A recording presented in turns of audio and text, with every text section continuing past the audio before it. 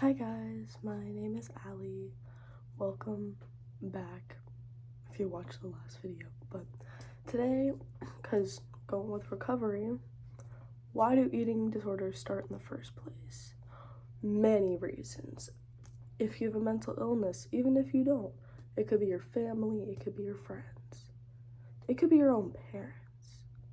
And that's a strange aspect to think about. The person that created you, that's supposed to love you, when you turn into a teenager is the one person telling you, oh, you need to look like this or no one's gonna love you. That's not true.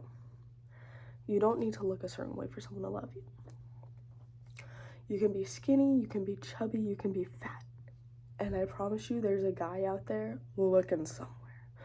But eating disorders start for so many different reasons, and that's why it's so hard for recovery to happen and for the cycle to break, because it could happen because your friend group just started, one of your friends is now an influencer, or your friends like working out, or your friends like this, that, and the third. And let's say you're not that type of person. You're just there. You're part of the friend group, but like you're not really part of that. After a while, your brain's gonna obviously see your friend's body's changing. Oh, this is happening, this, that. And eventually, you don't really notice you stop eating. To be completely honest, you don't really notice how malnourished you are until you're in the buttfuck center of your peak and you're like, oh fuck, I know I look sick. You finally look at yourself and I'm like, I'm sick. And the only reason why it's so hard for anyone to really get help is because one therapist or one psychiatrist could be trained on, oh, eating disorders happen for psychological reasons, while the psychiatrist is trained, oh, the eating disorder happens because of what happens in your home life. And that is two different ways to handle two different mentals, because there are different types of eating disorders. There's bulimia, there's binge eating, there's anorexia. And I think there are a few more I am forgetting, but those are the most popular. And the only reason why it's so hard to like snap someone out of it is because you can't just go, hey, eat something. Because to them, you and your friend group just train you, or your parents, you just put into your child's head, you just put into your friend's head, hey, we want to look like this, so. And obviously it's a human reaction. Oh, if I don't look like this, they're not going to like me anymore. It's just a human reaction. So you're going to try and look like them even if that's not something you do. So you're going to find different ways to lose weight. And then suddenly you're throwing up at 2 a.m. so no one can hear you. Or you didn't eat that whole day because you and your friends are going to the beach. But that's not okay, because you should be eating something. Your body is not going to hurt you because you ate something. And as hard as that is to hear, your body is not going to fuck you. Sorry for my language. But it's not going to hurt you because you ate something. No matter what your friends say, no matter what your family says, there's so many different ways to lose weight. You can work out, you can go for a walk. I bet you didn't know that. You can literally walk for 10 minutes. You did a little something. There you go. But like, you don't have to do this, that, and the third to look a certain way. And it's so hard for like people with eating disorders to genuinely snap out of it, because on top of your friends, your family, this, that, social media, you look at that little box, you go on Instagram, you go on Snapchat. Oh, Livy Dunn just posted blah blah blah. Or you saw an Instagram post and it was Alec, I don't know his last name, one of the big bodybuilder men. And you're like, oh, like if you're a dude, you're like, oh fuck, dude, like, why don't I look like that? Like, he looks like that. But all you see is that they just got a pump. Like, most of the time, they don't really tell you how long they've been working out. Some influencers do, and I support that. But some of them will just be like, oh, I looked like this because I woke up one day. No. They have probably been lifting, working out, this, that, for probably 2 years, maybe longer. It depends on the physique, but if it looks like it's from consistency, that shit has been going on for years. You don't just wake up one morning and you have a model body type. Oh, you don't just wake up one morning and you're big buff and like Donkey Kong. Because that's not how the human body works. And as much as it's hard to get the mind and the body to cooperate, when it does, shit will be so much better. Because then your mind will know, hey, like, I'm not harming myself. All I'm doing is helping. Because with bulimia, you could horribly fuck up your system. You can do stuff to your throat because of the acid. You can damage your teeth because of the stuff that's coming up. And yeah, I'm sure you've heard that before, and you're like, I don't know, well, yeah, I know this, but I don't know how to stop. Okay, take a moment. What made you feel like this in the first place? What made you feel that you have to lose this much weight in this drastic amount of time? Is it to make someone else happy? Is it to make you happy? Why? Why did your brain randomly switch? And most of the time when you genuinely sit down by yourself and you ask yourself that, you will find out the why. As much as therapy and psychiatrists, stuff like that, they can help you, some of them only know the tip of the iceberg with it because of how little it's talked about. Because like I said, there are many different eating disorders. They come with many different symptoms. With anorexia, you could literally kill yourself from malnourishing yourself that much. Your body could literally just wake up one morning and be like, I don't want to work anymore, because you haven't fed it for a certain amount of time. Because the human body goes off of food. Even if you ate that McDonald's burger, guess what?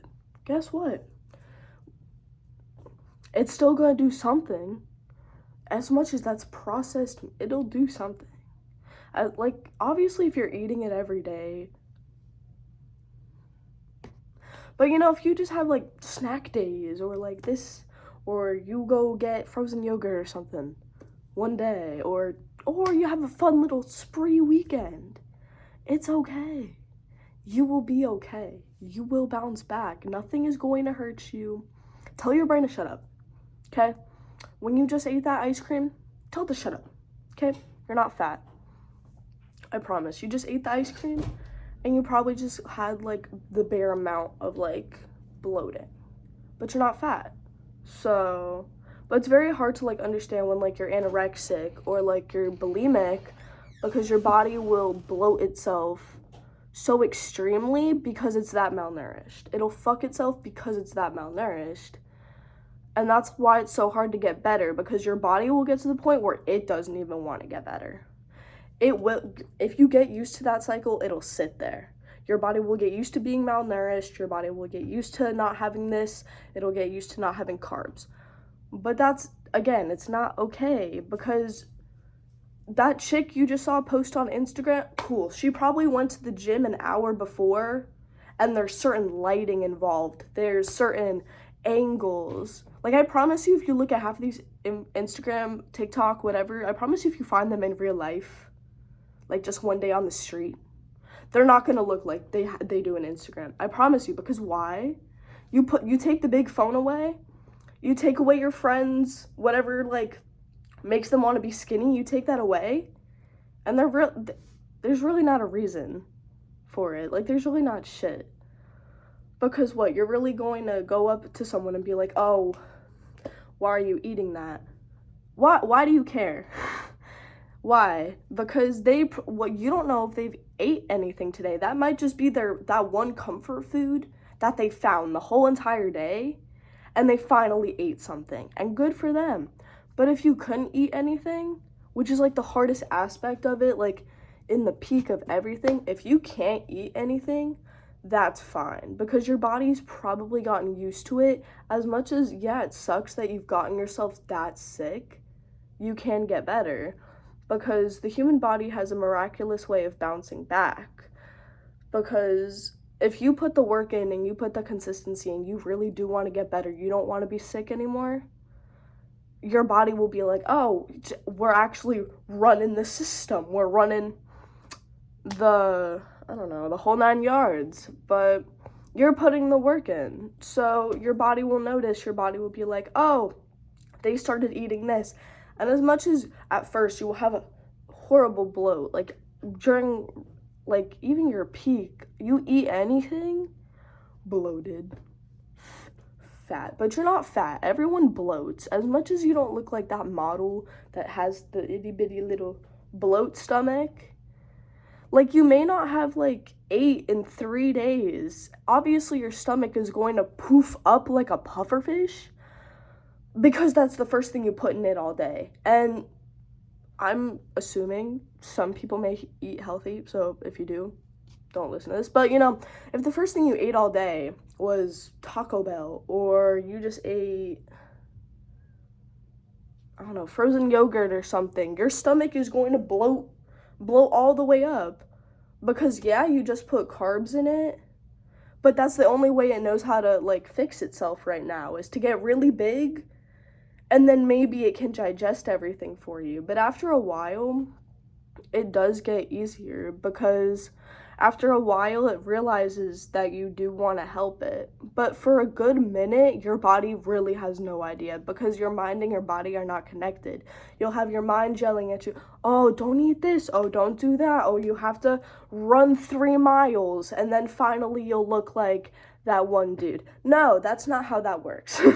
That's not how that works. I promise. You have to put the work in for yourself, or you're not going to move. You can have people yelling at you, eat, eat, eat, and your brain will still be like, oh, you're a fat bitch, like, don't eat that.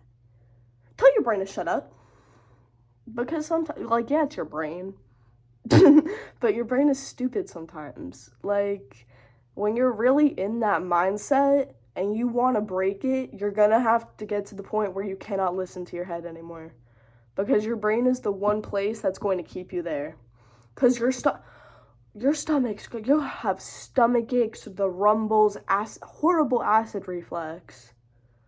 But it's not until you make that mind-body connection is when you're finally going to want to get better. And that's why it's so hard to get better in the first place. Because why an eating disorder starts is for multiple different reasons. As I said, it could be your family, it could be your friends, it could be a random person on the street. And you just wake up one morning and you're like, maybe they are right. Maybe I do need to look like this, or no one's gonna that's not true. You're not in the right place if you think if you have to look a certain way, people aren't gonna like you. You're not in the right place. You need to, I don't know, you need to move or something. Get a new friend group. But that's not okay. You should be around people, especially like if you're in your peak and you notice it's more being promoted of you having the sick body type than how you looked before. In all honesty, you need to cut off those people. Those people do not want to see you succeed. They do not want to see you get better. You need to be around people that, oh, they haven't seen you eat all day. Oh, do you want to get a little snack? And even if that person says no, cool, just bring it up again at dinner time. If they still don't want to eat, drink juice with them or something. But do not force someone to eat. That's not going to get anyone anywhere. Because that's someone else's brain going, you're fat, I hate you, I hate this about you, and you're body checking, and you're looking at yourself, and you're like, oh, well, if this little piece of my body moves, that means I'm fat. No. I'm not sure who taught some of the girls that, but no, something is supposed to be wiggling, you know. That means you're healthy. But, you know, if you do have that body type where you are really skinny and you have to maintain it, you have to work 10 times harder than maybe the girl that has a medium metabolism and she ate one thing and now she's bloated, but you ate one thing and then your stomach just resorts to being smaller. So it's really confusing. But I think I'm gonna wrap it up there. We'll continue this another day, guys.